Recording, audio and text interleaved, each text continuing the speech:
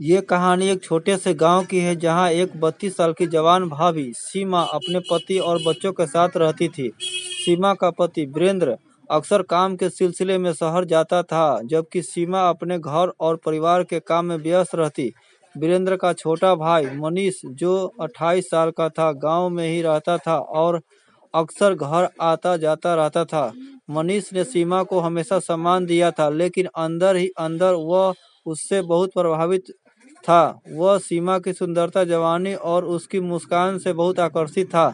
सीमा हमेशा मनीष को एक देवर की तरह देखती थी, लेकिन मनीष ने धीरे धीरे अपनी भावनाओं को गहरे दिल में दबा लिया था। एक दिन जब वीरेंद्र शहर गया हुआ था, मनीष ने सीमा के पास आकर कहा, भाभी, मुझे आपसे कुछ जरूरी बात करनी है। सीमा थोड़ी चौंकी, लेकिन उसने मनीष को बैठने के लिए कहा। मनीष ने धीरे धीरे अपनी भावनाओं का इजहार किया। उसने कहा, मैं जानता हूँ कि आप मेरी भाभी हो, लेकिन मैं आपसे सच्ची मोहब्बत करता हूँ। मेरे लिए आप सिर्फ एक भाभी नहीं, बल्कि एक औरत हो जिसे मैं दिल से चाहता हूँ। सीमा यह सुनकर हैरान रह गई, लेकिन उसने मनीष से कहा, तुम छोटे हो, यह तुमसे भूलवश कह दिया गया है। हम कभी एक दूसरे के नहीं हो सकते। लेकिन मनीष की बातें सीमा के दिल में एक अलग सा एहसास छोड़ गई।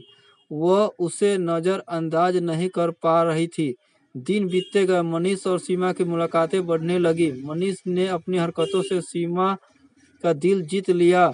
वह उससे भावनात्मक रूप से बहुत सपोर्ट करता और सीमा को यह महसूस हुआ कि मनीष उसके लिए सिर्फ एक देवर नहीं, बल्कि उसका साथी भी हो सकता है। एक दिन मनीष ने सीमा से फिर अपनी सच्ची भावना का इजहार किया और कहा, क्या आप मुझसे शादी करोगे? सीमा पहले तो घबराई, लेकिन फिर उसने एहसास हुआ कि मनीष का प्यार सच्चा था और उसके दिल में भी मनीष के लिए एक खास जगह बन गई थी।